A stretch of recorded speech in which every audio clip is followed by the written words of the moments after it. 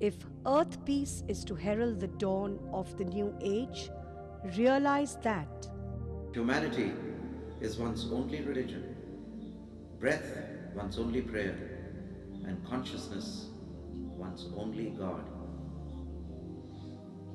in order to further his vision of new life awakening for earth peace and the evolution of human consciousness, Yogi Raj Siddhanath founded the Hamsa Yoga Sangh, a non-profit organization.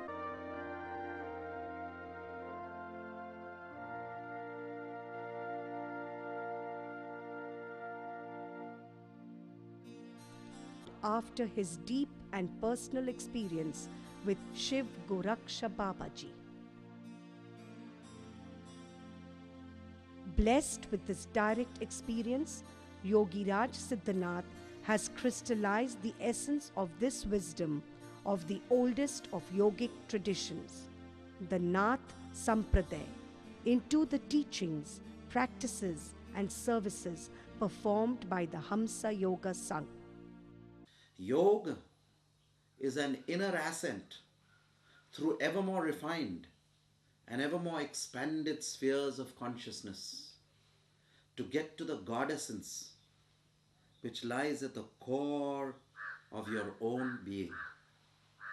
And once you can contact this divine indweller, you can contact the universal indweller. We do have a good support system that wherever we go in the United States of America or Switzerland or Italy, we have teachers who can give you the support system and teach you and guide all newcomers. In India also we have a good support system. And of course, principally, I am not a teacher, since I do not teach. A master does not teach. He gives the direct experience. You see, the teacher teaches very systematically and in an organized way. The master catches you, he shakes you and he wakes you up. So I'm a waker, movers and shakers.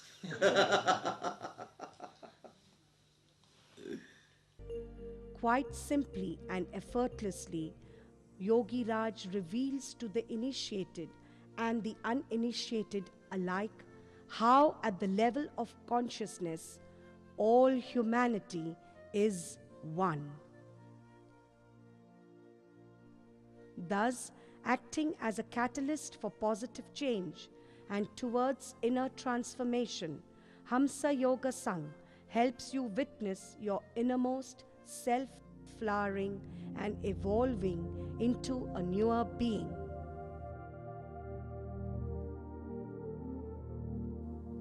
Let not precious moments slip by.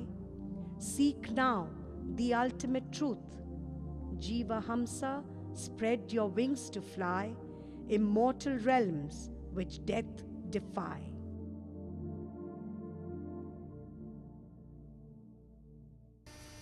The effort is concentration, the effortlessness is meditation and ecstasy, samadhi. Yes. Who was the one? Yes. Dan.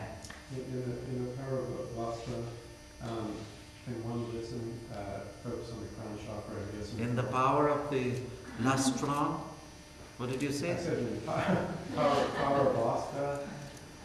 Oh, in the state of paravasta. Yeah, when one is focusing on the crown chakra, can one listen for Om there? Yeah, you have to just try to move out of your body, go into that soft cloud on the top of your head and go to sleep. Conscious sleep is samadhi. Conscious sleep is samadhi. Yes. You ever talk about beginning or ending with the Guru Brahma or the non-monadic mantras? How does it begin?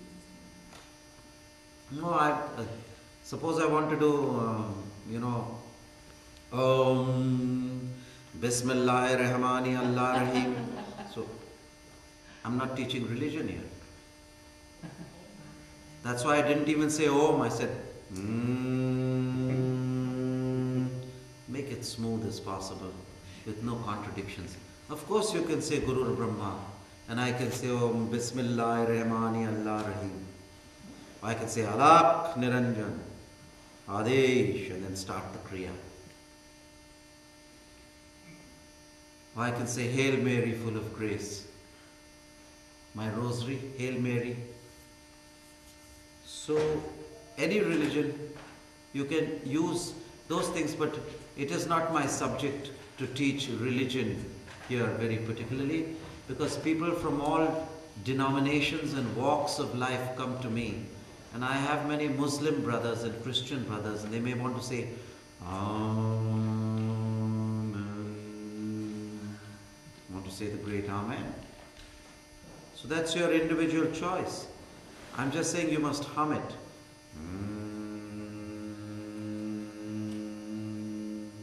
That's the best. That has in it all.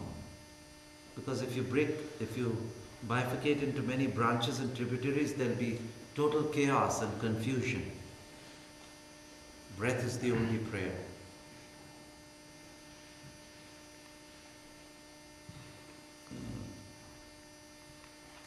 Yes.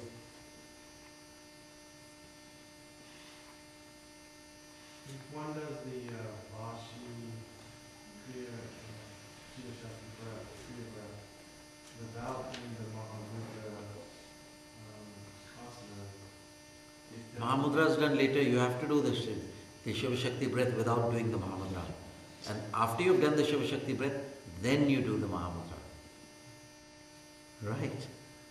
Yeah, I know what you mean. No, you have to do the Mahamudra with the Shiva Shakti breath. After you do Shiva Shakti, Mahamudra is complementary to Shiva Shakti because it helps in awakening the latent bioelectric force, the electromagnetic force called Kundalini in the spine, which is the factor for spiritual evolution, for removing obstacles from your body and mind. So they are partners. The Kriya Yoga and the Mahamudra are partners. They cannot do it, one cannot live without the other. They both have to be done. After a certain, for your stage. Yes? When one is sleepy at night and one wants to practice, is there a particular practice that would help one waken up? You can discipline yourself, but don't exhaust or tire yourself too much. The best way to keep alert and body is to eat a light meal, eat more salads and vegetables, more yin food, less of the cheese and butter and, chunky peanut butter and marmalade on toast. If you eat that, then you'll be a good sleeper. But if you eat light salads and all that stuff, anything which is light, artichoke, that'll keep you fresh. Artichoke.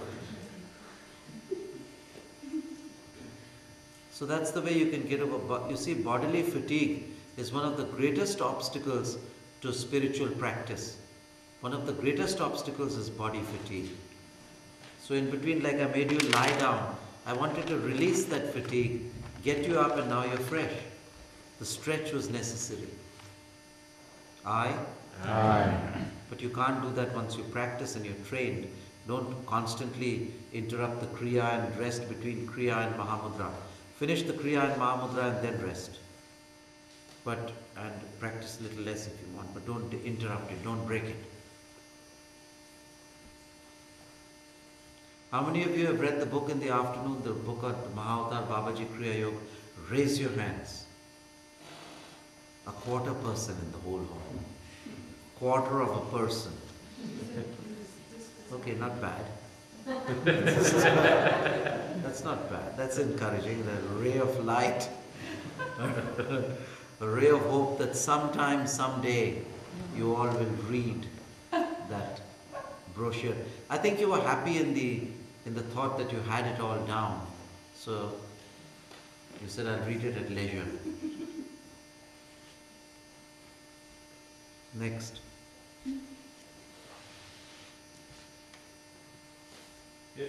the multiple points of light that one sees, are they refractions, like of the one star as if through a prism? From our point of view? There's no prism because there's no medium it passed through. They are essential as they are. They are subtler portions of the elements of the earth, water, fire, air and ether. So since they are subtle portions, they are not refracted or they are not reflected through a prism. A prism's light is refracted, isn't it? Isn't it a little refracted, or does it go straight? So this is not refracted. That's the term we were taught to use. So all of us in unison with that term. I accidentally remembered it while I used to make us do a lot of that stuff, prism and this, and I never understood anything. I was always basking in the sun by the window. In the laboratory. But the chemistry classes were the worst, Oh, they let off stinks over there, this hydrogen H2S. Oh, that H2S, and then they put sodium and neutralize that gas. And so many guys with so many test tubes and so many colors of lotions and poisons in them. I didn't know what the hell was going on. Chemistry was a dread subject. I thought I was going through hell.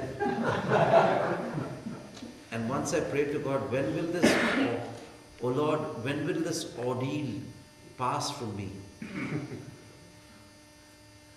So it passed, and here I am once and for all. Failed in chemistry, totally failed, Just try to save myself from not getting a 0. This time I managed it 27 marks out of 100. 27. That's not bad. Why do you all laugh? In scriptures, I used to get 70%, 80%, in the Bible studies. Divinity. Your mind be still and assured. No questions, because it's all in the book. So that's one thing to keep your mind at rest. Now, do the Hamsa of the watchful breath. Even by watching, love is transformed into divine consciousness, that is divine love, divine wisdom, divine truth. Keep the gaze steady at the midpoint between the eyebrows in the Kutastha, the Shivanetra.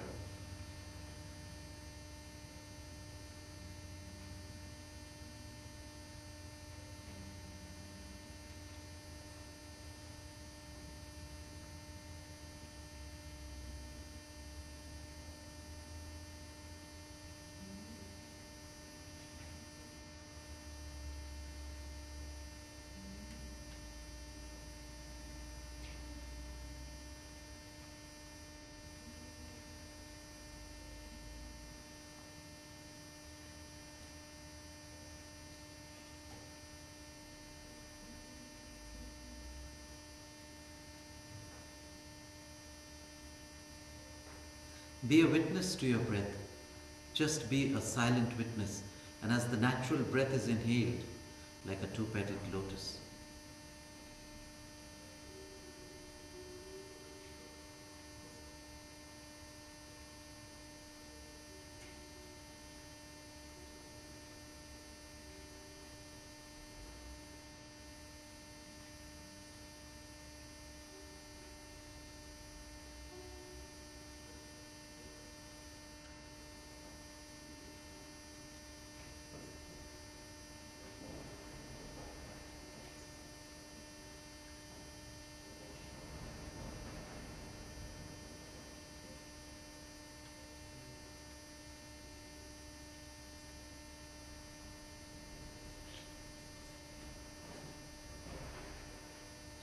The color of your soul swan is pearlescent. It's white, but it has a very, very slight tinge of a rainbow hue. That is the color of your soul.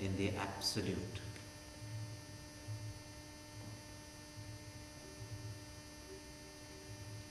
Your body is totally resuscitated, rejuvenated with divine life energy.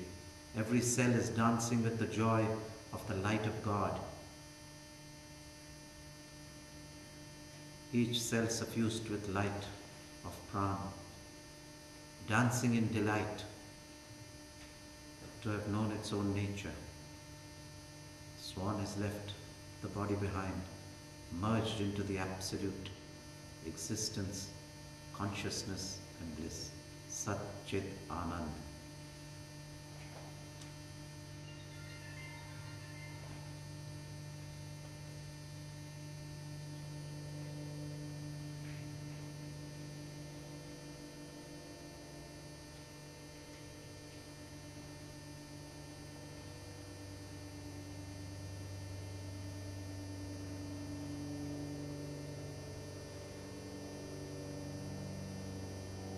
And when you really practice and move out like you have moved out today, you will also hear the music of the spheres, the heavenly songsters playing on their stringed harps.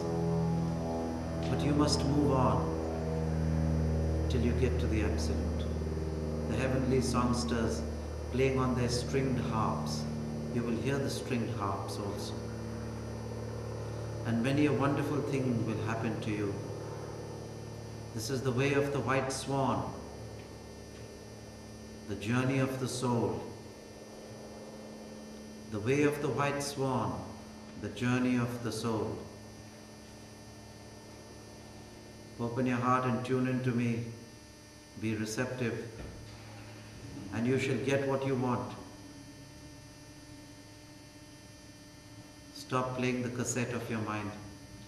Eject it out. And be in nascent joy and wonder like a child of 5. Sit feelingly, be absorbed in divine. Tremendous peace and joy is yours.